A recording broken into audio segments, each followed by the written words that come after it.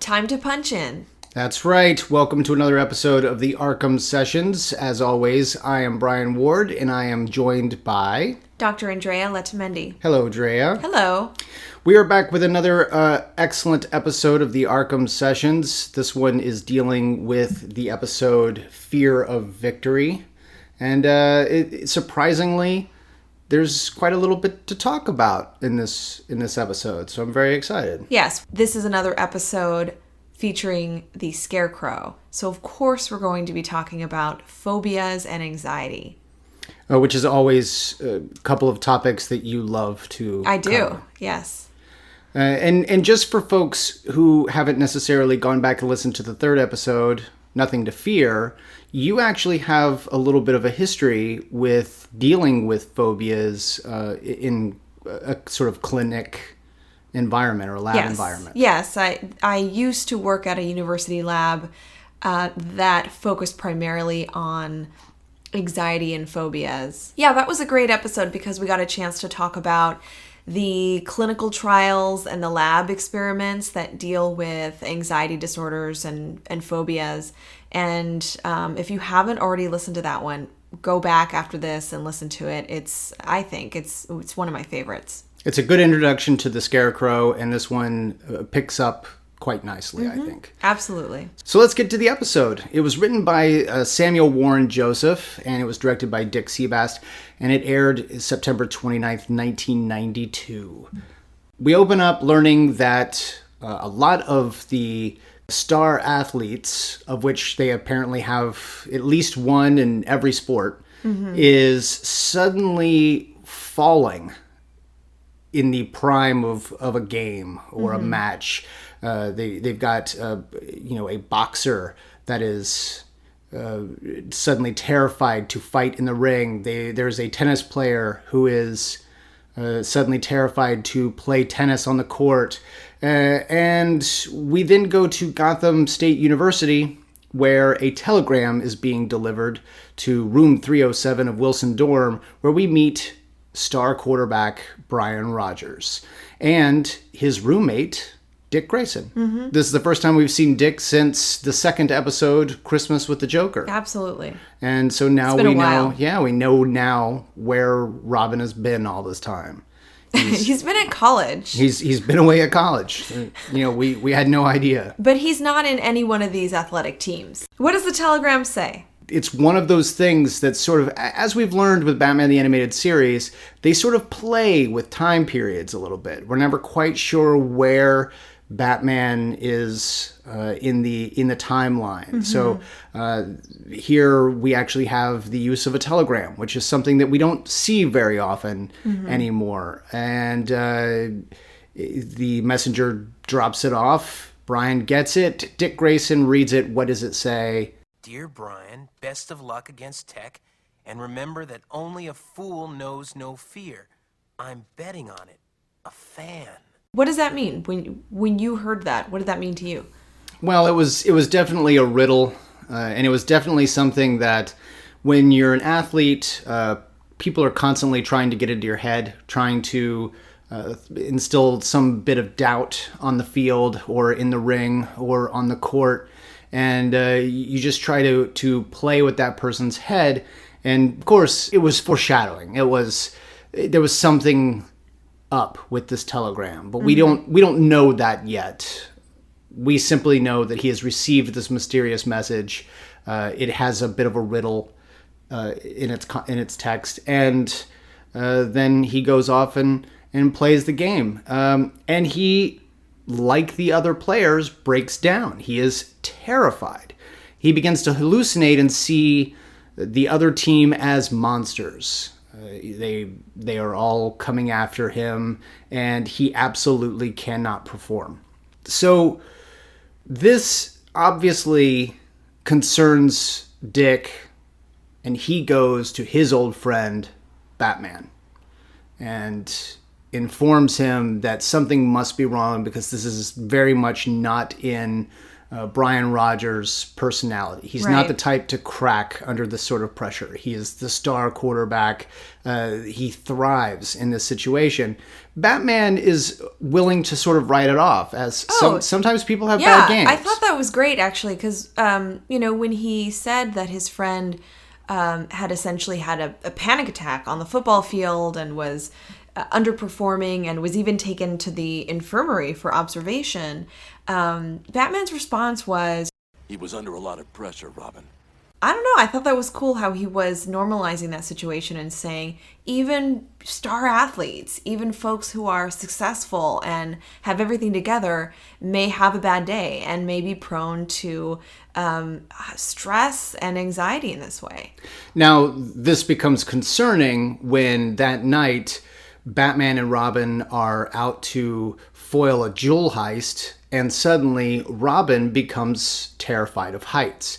Now, this is uncommon because if you know Robin, if you know Dick Grayson, you know he is a member of the Flying Graysons, formerly a circus performer specializing in tightrope walking and aerial acrobatics. Right. This is not the kind of situation where Robin would be scared, but he is terrified. And Batman is nearly killed in the process of trying to stop this jewel robbery, and Robin's simply too scared to help. It should really have been one of his easy takedowns. I mean, there's two robbers at the top of the building. They're just taking jewelry. It's a low risk crime. And you're right. Robin he's so terrified. He's basically incapacitated. And Batman's life was at risk. Robin wasn't there to assist him. And he even, in that scene, Robin says, I don't know what happened to me. I was scared to death. I couldn't even think. So let's talk about that a little bit. To me, it sounds a bit like a panic attack. Yeah, and actually Batman says, both you and your roommate had panic attacks. Yeah, within a week of each other. This is when Batman starts to jump on board with this idea that there's actually something going on. Yeah. And he wants to investigate further. Drea, for folks that don't know or haven't experienced one, describe a panic attack. Well, most people have actually had a panic attack at some point in their lives. Very few people have never experienced this to some degree. But a panic attack is basically a sudden onslaught of physiological anxiety symptoms. That could include anything from heart racing, feeling shaky, feeling dizzy, sweating, feeling like you're choking or you can't breathe, feeling nauseous, even feeling sick to your stomach, or that you might be sick. Right. Shortness of breath, chest pain, or that your chest is very heavy, numbness or tingling, usually in your fingertips, your toes, feeling either really, really hot all of a sudden or very, very cold. Sometimes people will say, like, I felt like the blood was rushing, either to my face or away from my face. Right. There are additional interesting feelings of what's called depersonalization, or that you're basically in this state of unreality. You feel like you're outside of your body, or you feel that you're having a break from reality. That part is actually really disturbing. Gotcha. And then some people, because of these co-occurring multiple sudden symptoms, can even feel like this means I'm going to die, or this means I'm dying. My body's basically giving up. Right. And a lot of folks that I've worked with have said they feel like they're having a heart attack. They actually think that their heart's racing so fast that it's stopped functioning correctly, and they're having some kind of heart failure.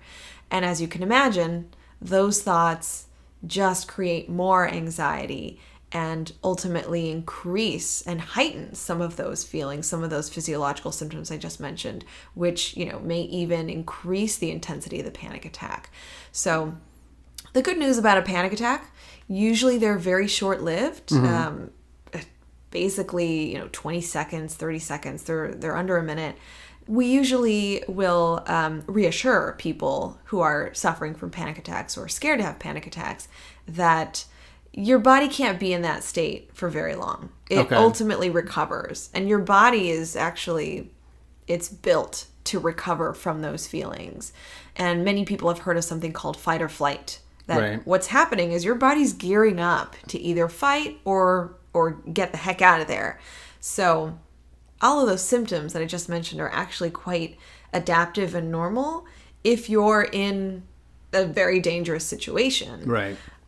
So the good news is that you won't stay in that sense, in that panic state for long. Your body will recover from it. Is it determined? Has it been determined? Because typically, if you are in a situation where there is fight or flight involved, you're walking down an alley and suddenly you see the Batman, or you see something. There's a reason for this fight or flight reaction. But panic attacks have a tendency to just sort of come on for no apparent reason. Well, or at least none that is immediately present. Do we know what causes a panic attack? Well, that's a great question, because usually people will say it came on all of a sudden. I had no ability to predict this. Right. And in fact, when you look at the DSM or the manual for mental health disorders, one of the criteria is that it is a sudden unexpected panic attack. So if it happens every time you're seeing snakes or that you're in front of a snake, that's not really a panic attack then. Well, it is a panic attack. But it's not what you're talking about, which is sort of this this disabling panic disorder. I think that's probably a better explanation of what you're talking about. Gotcha. Whereas if you have a panic attack and it's because you're in an elevator or you're walking across a very high bridge or you're on a plane or you're in front of a room full of, hundreds of people or something, and you're about to say a speech, that's not necessarily unexpected or out of the blue. That's because you have a fear of that particular situation. And if it's disabling enough, we would say that you have a phobia. You have a simple phobia or a specific phobia. Right. Now, you mentioned unexpected panic attacks. If somebody truly feels like they're coming out of the blue and they can't predict them, that's a criterion for panic disorder. But, looking at, let's draw back to this episode here. Robin and his roommate were in specific situations that drew out this panic attack. Right. And that's actually exactly what Batman wanted to explore in their little animal experiments that they conducted. Which we can certainly talk about now. And it's a little, to be honest, troubling for me a little. I don't know why, but suddenly Batman, we go back to the dorm room. Batman comes across the telegram, sees that there's a residue on it. That residue is clearly some sort of toxin. Batman goes back to the lab at the Batcave, runs some tests, does some investigating, and finds that the residue is actually something that seeps into the skin, and the fear element is triggered by adrenaline. So as Brian is getting pumped up during the game and is playing his heart out, what he's actually doing is triggering this fear effect. So instead of excelling on the football field like he usually does, he is now terrified of the other players. By the way, this is another example of where Batman the Animated Series is sort of trying to give us an idea as to what time period it's in. We talked about the telegram. Right. The players are all wearing leather helmets. Leather helmets haven't been around in football really since the 30s. When Rydell introduced plastic helmets, but certainly since the 50s. So, by the 50s, everyone was wearing plastic helmets. Okay. So this universe is certainly playing with time periods, and we're actually sort of dating this football team as being sometime at least in the 30s. Well, they send telegrams, but they read Tiny Toon Adventures. That's true. That's true. It is a very weird universe. It's not weird. I would love to be in this universe.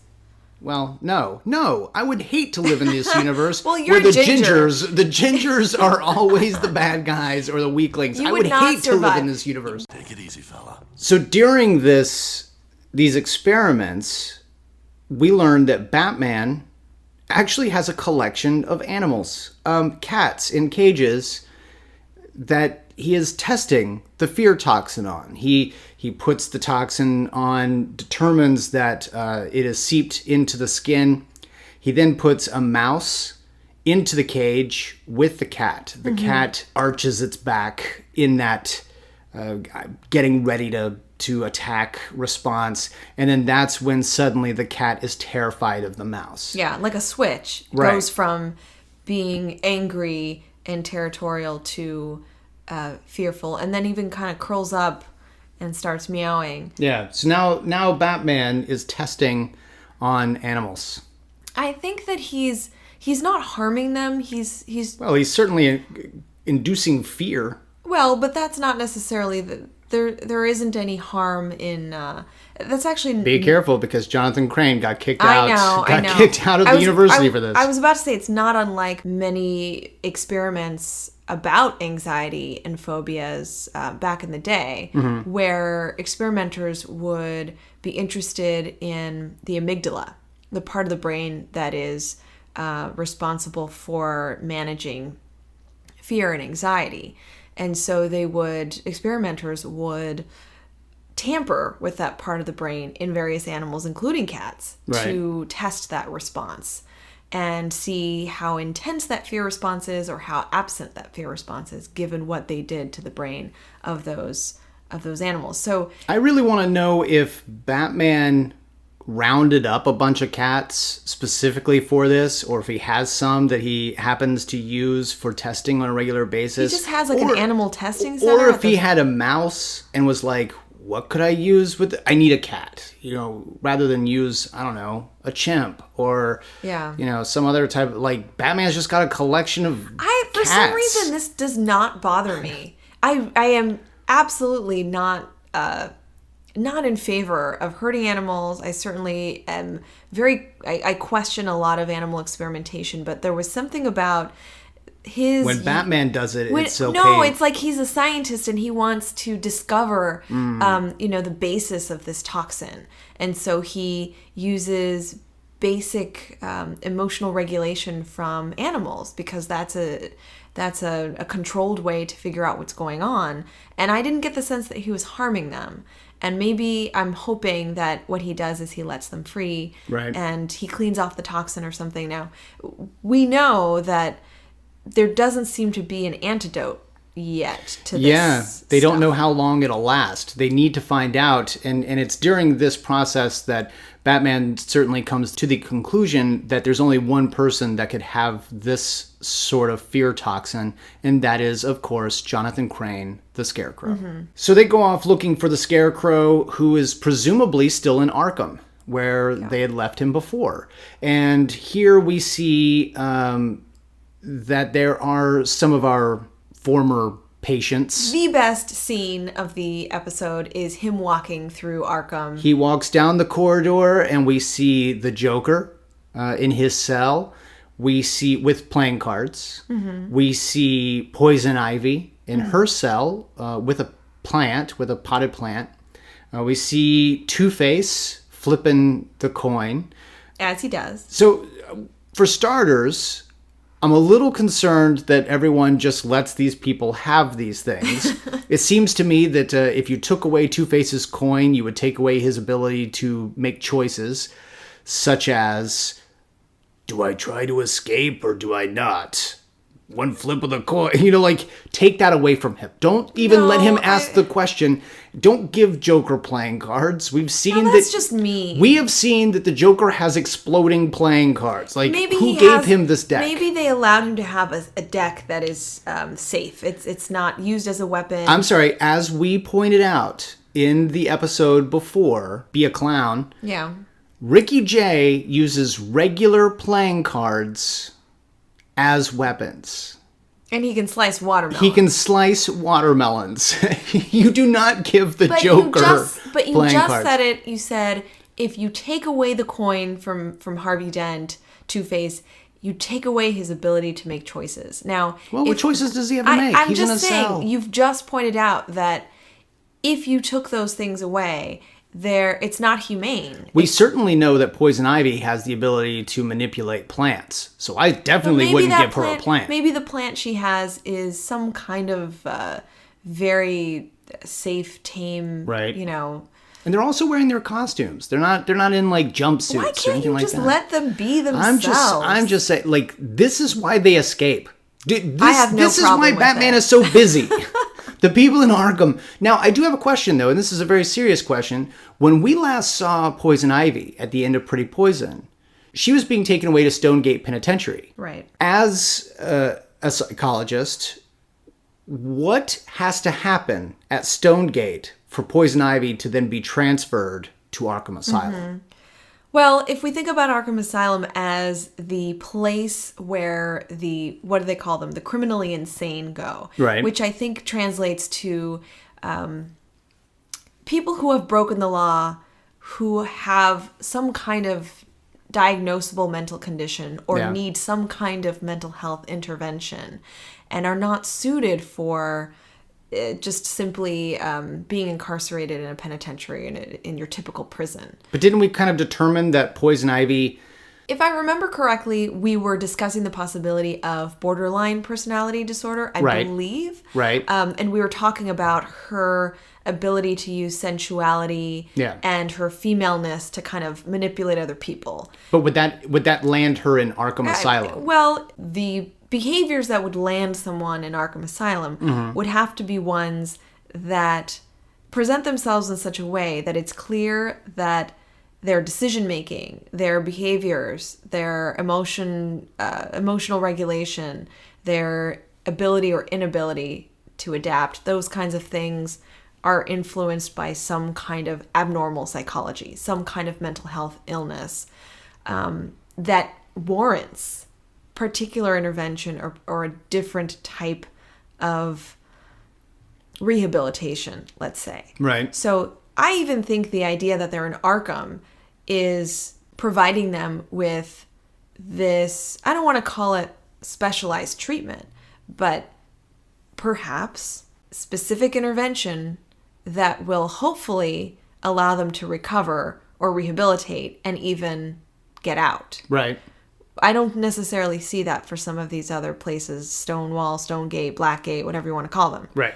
So That's fair. then they get out. I mean, maybe they get out because they're deemed functioning. They're deemed as having functional psychology again, and they are released. And sometimes they get out because they're given potted plants, coins, and playing cards. Maybe. But we go down to the end of the corridor where Jonathan Crane is supposed to be, and we come across a guard who clearly... He's reading Tiny Toons. No. No. He's but the one guard who doesn't read Tiny He's the one, yeah. Food is delivered to Dr. Crane's cell, and this guy dumps it. Now, my first instinct is the guy's just being a jerk. He is keeping the food from Dr. Crane. Batman, he's more hip to this. He believes that Crane isn't in the cell. Right. And he asks the guard. The guard insists that he is, but clearly something is up. So Batman insists on seeing the cell, goes in there, and of course we find the Scarecrow is gone. And this corrupt guard knows about it. And so Scarecrow's gone, gotta go find him. We then cut to Gotham Square, and here we find a disguised man who is on a winning streak. I ain't seen you lose. Not even once over the last week. And Leon the Bookie sends his thug, by the way, played by Tim Curry, who we know was originally cast as the Joker, and then replaced, of course, by Mark Hamill. It's good to know, though, that they kept bringing him back in anyway to voice people.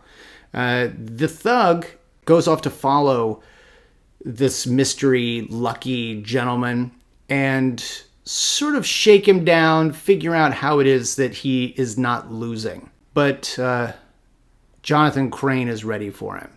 And he drugs the guy, terrifies him, and there we see for the first time, when he pulls off the disguise, his full Scarecrow regalia.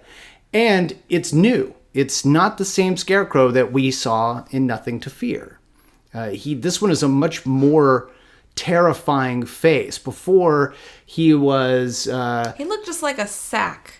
Yeah, it was very like almost sock puppety. It really wasn't terrifying, and his voice was different. Yeah, he had a much more sort of sophisticated, almost professorial address in the way that he spoke. He spoke like someone who was an educator, and here he has gone more toward the scary side, both physically and with his voice and his persona. Well, he still talks down to the guy, and I find it interesting. Does. They still kept his... He thinks he's superior to everyone and believes that he is just vastly more intelligent than anyone he deals with. So And he may be. He may be. Certainly more than this thug. You have that bewildered look, but your sort always does. Just this very condescending, demeaning, superior kind of talk, and I think that's bright. I think that writing makes sense because his background is such that he felt he was so right and he was so, I guess, intelligent and equipped to carry out these scientific experiments at the university that when he was let go and when his funding was pulled, it was a huge blow to his ego. So that overcompensation is maintained in his persona. Now, how would you classify Crane now versus then? This is the second time we've seen him. Before, he seemed to be a guy on a mission. It was more revenge driven for having kicked him out. At the time, we had said that his experimentation, while not necessarily ethical, wasn't necessarily disorder driven. He didn't have a particular disorder that drove him to research fear. But here... he seems to be, he even mentions later that he is winning all of this money to fund the chemicals to create the fear toxin in order to drive everybody in Gotham mad. Yeah. That sounds like a different character a little bit. That sounds like the Joker, frankly. Yeah. That sounds like something he would do. He wants, and so now, but we did say, remember in his experimentation at the university, he very much enjoyed terrorizing people. Right. He was so interested in the process of fear that he wanted to just fully experience other people being horrified by his hand. So I think that element is still there. But there's this interesting turn here where it's, I don't know, it's more about the power of being able to do this now versus the experiencing people's fear. And now he's both physically and he's physically twisted. He looks weird. I will say though that I seem to remember at the end of Nothing to Fear, and this goes back to the point of why did they let these people have their costumes and all of that. Maybe I've got to go back and look, but at the end of Nothing to Fear, he's not wearing his costume. He is without the mask or anything, and they throw him into the cell where they then make him scared. They throw a little bit of his own. You're right. So at some point in time, they gave him his Scarecrow costume back. They're like, again, here, why don't you take this in a rocking chair? Maybe he showed that he was able, if he had some of the basic fundamental parts of his these are parts of their personality. I would not but these are personalities that have landed them in Arkham Asylum. I would not give them these parts of their personalities. It's a cartoon. Is it? Maybe. Where do we go from here? Well, we keep talking about the Scarecrow, but this episode for me is really about Dick Grayson. Yeah. And what happens to him because he's exposed to this fear toxin. Well, that's an excellent point. We go back to the Batcave where Robin is specifically trying to get over his fear of heights himself. He is sort of administering his own treatment. Mm-hmm. Drea, talk a little bit about that and overcoming that fear that he now has. I think it's a great scene. We see him really struggling, actually. He's terrified, and he's just walking across. It looks like this is It's like a plank or a cave. Some kind of catwalk in the Batcave, let's say. And he's actually talking to himself. Steady, Dick. You can do it. No! I'm not afraid. Not afraid. We're seeing him face his fear by going into what would normally for him be a routine situation. Actually, he even mentions, I learned to walk on a tightrope. Right. He mentions that this kind of thing should be a piece of cake for him. Yeah. So for him to feel absolute terror walking across this catwalk is, it's unfortunately unlike him. And it's, I think that it plays into some of his insecurities and some of his own fears about living up to the cape. Right. But ultimately he's facing his fears and he's walking across the catwalk. And what's interesting here is that Batman tells him, It's bound to wear off. But in the meantime, you've got to fight it. Regain control.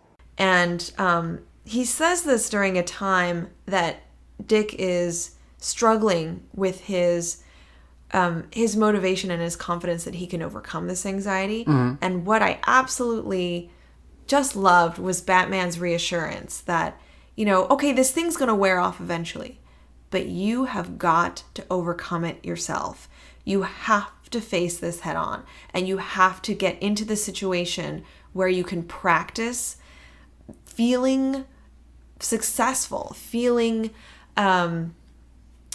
able, feeling this self-sufficiency, feeling like you can overcome this anxiety. Mm-hmm. And it won't happen unless you do it yourself. Right. And so that, I don't know, that whole statement of regaining control isn't, I don't know if you responded to this at all, but for me, that was incredibly meaningful and a very powerful scene. Mm-hmm. Because notice Batman didn't tell him, okay, just get in bed and it'll wear off. Right. He didn't tell him, specifically tells him to get into the Batmobile. He said, I need you. Yeah. They're about to go on this mission, and Robin actually says, I better stay back because I'm a liability to you. I'm nowhere near where I'm supposed to be.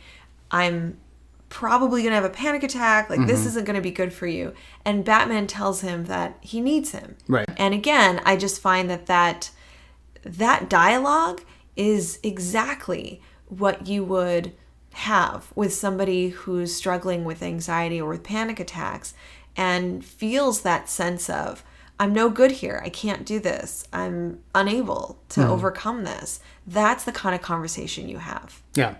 So Batman takes Robin to a Gotham Knights football game and tells Robin that his job is to basically be a second set of eyes, to be a spotter looking for Crane. Mm-hmm. And sure enough, Robin finds Scarecrow in the crowd and then goes off to chase him down. We have learned that the quarterback for the Gotham Knights is receiving a telegram, and Batman actually intercepts that telegram. The quarterback clearly didn't receive it. Therefore, when he goes out onto the field, he still plays like the football god that he is. Now, I will say this, having been a high school and college football player myself, that man throws a weird football. Why? It does not spiral. It actually goes end over end, much like a kickoff. Maybe that's his thing. Like, that's why he's so good. No receiver wants to catch a ball that's going end over end like this. The animators seriously needed to figure out how to throw. In fact, very little animation would even need to happen. you just kind of have the ball go from the right side of the screen to the left side of the screen. You wouldn't even have to have it flipping. It was awful. But the receiver catches it. Yeah. Makes the quarterback look good, apparently. And that's happening. So Scarecrow can't figure out why the toxin hasn't kicked in. Yeah. He's now concerned about this. Batman, of course, finds him. There's a battle that ensues. The Scarecrow then takes out the toxin that could really throw everybody down in the stadium into chaos. And in order to ensure that he can get away and Batman will be busy taking care of everybody else, he actually drops the vial.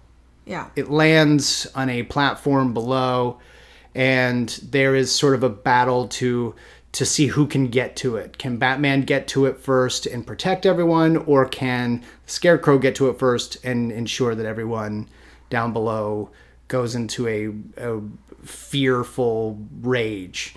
Meanwhile, Robin is trying to get over his fear. Yeah. And actually, as the vial falls, Robin swings across and saves the day by catching the vial.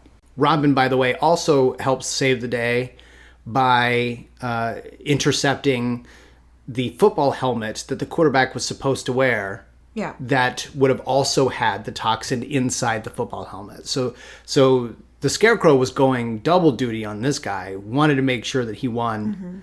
And, Robin basically saves the day in both cases, catching the vial in midair. Yeah. And intercepting the football helmet. And I want to clarify for folks who haven't seen this episode recently that it's not as if Robin suddenly switches back into this athletic, flying Grayson with no fears of heights. He is struggling. He's actually holding on to, a ladder or a rope, and he's contemplating. He knows, I've got to get over. I've got to swing over to catch this vial. He sees that this is his opportunity to basically take down the Scarecrow. But he's experiencing that beginning of the panic attack. Right. And we see that he's frightened and he's doubting himself. But he does manage to conquer it. And he saves the day. He does. And I think this episode ends with Batman saying, of course he congratulates him and he says, "Looks like you've got a handle on your problem." Yeah, I'm getting there. Which is another sort of really nice way to present this issue with panic attacks and anxiety and overcoming fear. That they don't necessarily go away. No, they don't. He's still working on it. Yeah, so obviously he's talking about the toxin. The toxin needs to wear off. So Robin has to gradually get over the anxiety and make sure he's putting himself out there and practicing being in situations that might induce that fear. But it exemplifies, toxin or not, it exemplifies that reality of overcoming fear in a successful way. In fact, if you avoid any fearful situations, if Robin were to go into his room and just shut out for days and wait for the toxin to end, well, that could have been an option he took. But by both saying he's still insecure and somewhat uncertain about his anxiety, and he knows he still has to experience some additional anxiety and face his fears in order to truly overcome these panic attacks, again, that's more realistic. That's exactly what he needs to do. Right. So, and by the way, for those who are wondering if Brian Rogers got over his fear, we do see a little update at the end of the episode. Brian Rogers is drafted by the Gotham Knights football team. So Brian is going to do very well. But I am a little concerned about the time period in which this is taking place, because we saw that he was playing a football game, and then suddenly he's being drafted, which means the season is over. And we're like into, because, if he's in a college football team, let's just say he's gone as far as he can go in the season. Let's just say for giggles that game was the final game of the season. That would have been somewhere in like November. And now he's being drafted, and a draft takes place in like April and May. So Robin apparently has been suffering from these anxiety attacks for several months. Or if they want us to think that this all happened over the course of one weekend. I don't know. That Brian played a football game, did horribly, and then still got drafted by the Gotham Knights. I don't know. This is one of those situations where the writers just kind of throw things at you for no apparent reason. I do not think that is really the point. Well, it's not the point, but it happened. But it did happen in the episode, so we have to address it. Let's talk seriously though about these panic attacks. We talked a little bit about sort of what they look like and the fact that the body can't hold on to this for very long, but if you were going to treat someone with panic attacks, what sort of treatments does that look like? Or what does that treatment look like? Yeah. Well, that's why I was very much praising how Robin was facing his fears, because treatment for panic attacks or something called panic disorder is exactly that. It involves, of course, a number of different types of skill building and techniques that someone will learn. But a huge component of interventions, psychosocial interventions for panic, is to gain control over those situations. So the first step is to understand what a panic attack for that person is like. Mm-hmm. So that's what, remember where we talked about like understanding your own anxiety? Right. That's exactly the first step. So what do my panic attacks look like? How do I know I'm having a panic attack? What first happens? What is triggering? Or what types of things trigger that panic attack? And then the second thing is to start to monitor those panic attacks, literally through a daily calendar, and to find out what time of the day those things are happening, what situations is it happening in. Now with Robin, it was always happening when he was in a particular situation. Mm-hmm.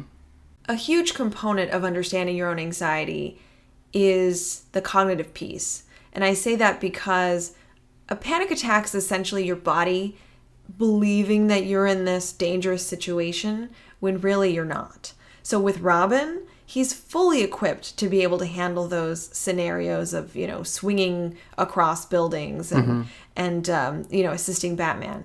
So those are not life-threatening situations for him. Those panic attacks are, I want to say, they're in his mind. They're because he's gotten this irrational belief that he can't survive it, or that he's unable to succeed. So but at some point in time, could that fear become, like, let's say the toxin wears off, but he still doubts himself. Mm-hmm. It's possible that he starts having natural panic attacks because he's been thrown off. Yeah. Well, again, a huge component of that is reading those physiological signs. Mm-hmm. So once he experiences, okay, my heart's racing, I'm feeling a lump in my throat, I can't breathe, he's going to interpret that as something's wrong. Mm-hmm. I can't do this. I'm not going to survive. I'm in an alarmed state. That's basically what the body's telling him, is you're in an alarmed state. You are in danger. And so again, the treatment for that is to reframe that interpretation. You know what? I'm not in danger. I'm in a safe place. I'm doing something that I'm actually well trained to do. So it's that sort of rethinking about it. And in addition to that, it's a physical relaxation process that happens as well. So he would learn some breathing techniques, some muscle relaxation techniques, additional ways that he can calm the body. Bottom line, he is taking control of his anxiety and panic. So where can someone go to learn more about panic attacks or this sort of problem? There is a really great workbook that you can get online. It's called Mastery of Your Anxiety and Panic. And it's just a highly recommended, huge intervention, really well recognized by the field of psychology. in helping people take control of their anxiety and panic. And so I really recommend that book. And then online, actually, there's anxieties.com.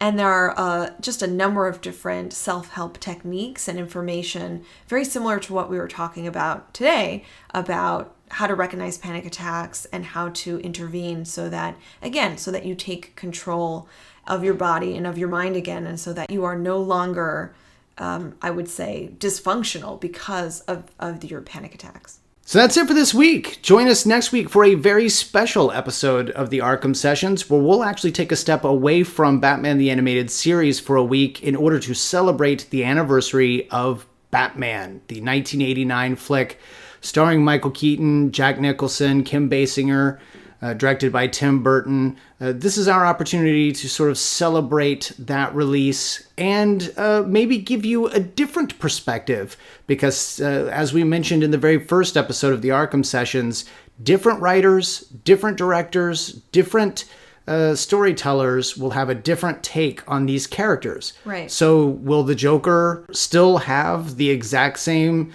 diagnosis? Will Bruce Wayne still have awkward reactions to Alfred or the people around him? We'll find out next week on the Arkham Sessions. Until then, follow us on Twitter. We are at Arkham Sessions. I'm at Arkham Asylum Doc. And I am at bward028. You can also email us. We are arkhamsessions@gmail.com. Or you could visit Drea's website, underthemaskonline.com. You can also come and find us and like us on Facebook. Lots of interactions. Really, anywhere you want to go, we're there somewhere. You can find us. Until next week, I'm Brian Ward. I'm Dr. Andrea Letamendi. And we are the Arkham Sessions.